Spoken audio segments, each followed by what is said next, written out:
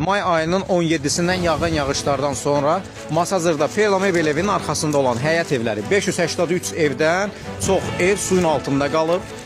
Təəssüflər olsun ki, heç bir aidiyyatı qurumlar tədbir görmək istəmirlər. Dəfələrlə sakinlər, biz sakinlər yığışıb getmişik, bütün aidiyyatı qurumlara getmişik. Bütün aidiyyatı qurumlara heç bir aidiyyatı qurum tədbir görmək istəmir. Baxın, vəziyyət budur. İnsanlar Allah ümidinə qalıblar burada.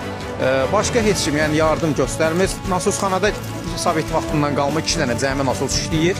Onlar da ki, işləməsə ondan yaxşıdır valla.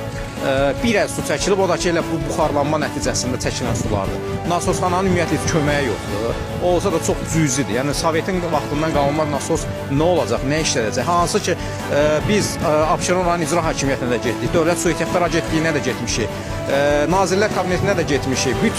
Bütün qurumlara gedib müraciətimizi eləmişik. Su Meliorasiya İdarəsinə də getmişik. Hamısının da məlumatı var. Tədbir görmürlər. Baxın, cəmaət qalıb burada bu vəziyyətdə.